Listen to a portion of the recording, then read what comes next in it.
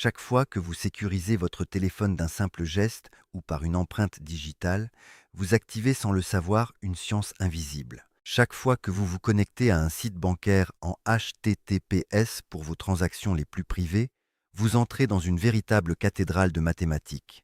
Chaque tunnel VPN que vous activez pour protéger vos fichiers et votre vie privée est une armure de logique pure, forgée par des siècles de réflexion. Sans même vous en rendre compte, vous sollicitez à chaque instant une science de l'ombre qui enveloppe et sécurise l'intégralité de notre monde numérique actuel. On nous répète souvent que ces technologies de chiffrement ont été inventées récemment par des mathématiciens occidentaux ou par des génies de la Silicon Valley. On cite systématiquement les agences de renseignement comme la NSA au XXe siècle comme les seuls véritables pionniers du secret informatique moderne. Pourtant, cette version officielle est dramatiquement incomplète. Elle oublie un pan entier et glorieux de l'histoire universelle des sciences et du génie humain. Aujourd'hui, nous faisons l'autopsie d'une découverte historique majeure qui bouleverse tout ce que nous pensions savoir sur l'origine de la sécurité informatique. Cette découverte nous force à réécrire les manuels de sécurité informatique et à regarder vers l'Orient médiéval avec respect. Nous remontons plus de 600 ans en arrière pour découvrir le cerveau d'un savant au génie absolument hors du commun, un visionnaire du secret. Un homme qui a pensé, structuré et écrit la logique même de notre cybersécurité moderne, des siècles avant l'invention des premiers transistors électriques. Bienvenue dans la face cachée de notre histoire, bienvenue dans l'esprit brillant et méticuleux du savant Ibn al-Durayhim. Tout commence à Mossoul, en l'an 1312, une ville de savoir au cœur d'une Mésopotamie alors en pleine effervescence et rayonnement intellectuel.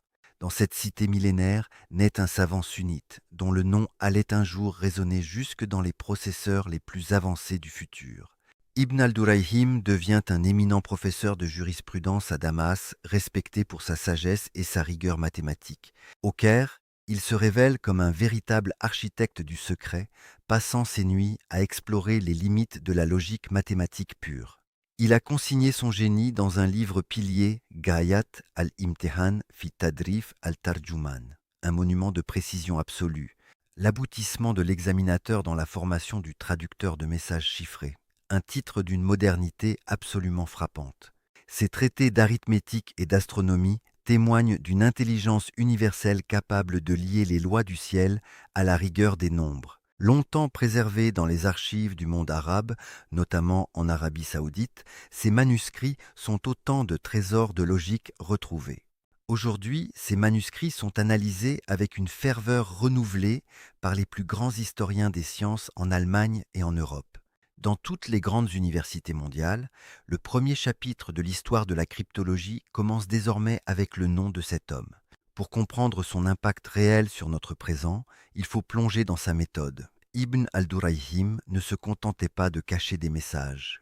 Avant lui, le chiffrement était un art empirique basé sur la ruse. Ibn al-Durayhim en a fait une science mathématique d'une exactitude totale. Il est le tout premier homme sur Terre à avoir classé méthodiquement les chiffrements en 8 catégories fondamentales et parfaitement distinctes. Il a théorisé les 2 mécanismes que vos ordinateurs les plus puissants exécutent encore à chaque seconde qui passe dans nos réseaux. Le premier mécanisme est la transposition. Imaginez que vous prenez une phrase et que vous mélangez simplement l'ordre des mots ou des lettres. C'est exactement comme un jeu de cartes. Les éléments restent les mêmes, mais le sens disparaît derrière un désordre parfaitement calculé. Le deuxième mécanisme est la substitution.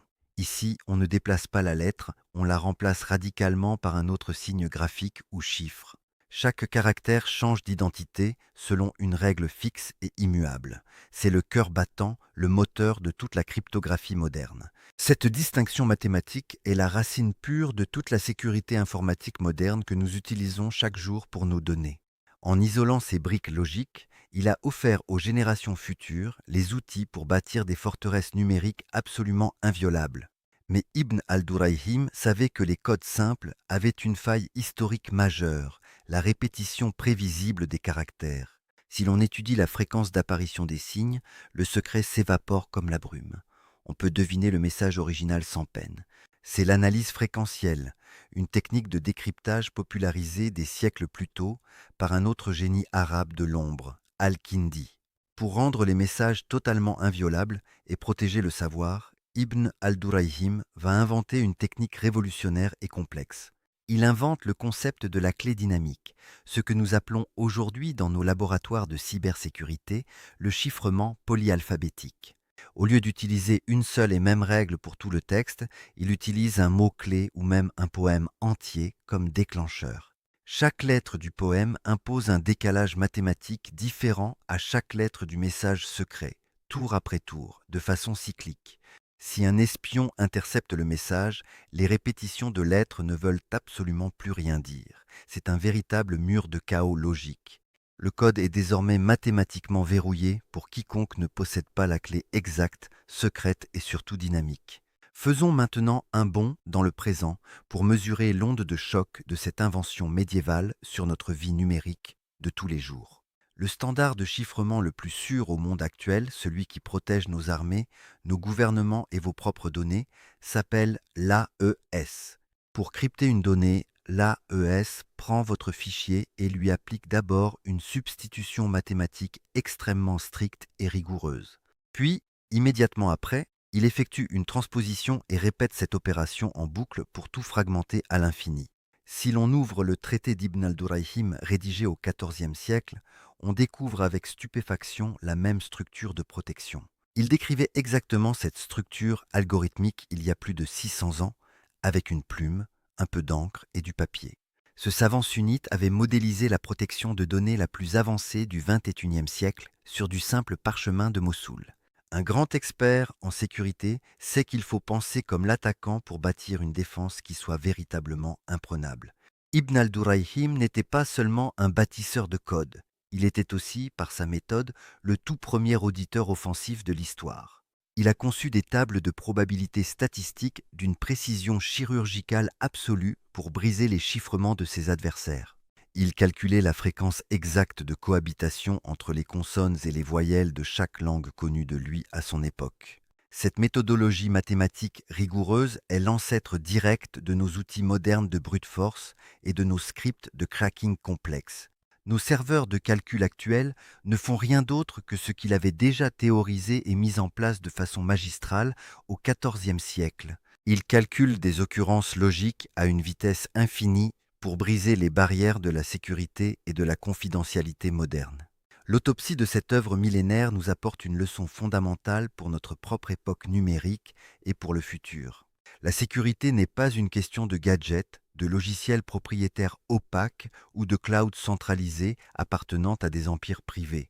La sécurité est une science de la logique, de la rigueur mathématique et surtout d'une indépendance d'esprit la plus totale. Comprendre les fondations mathématiques est la seule et unique clé pour protéger notre précieuse souveraineté numérique individuelle et collective.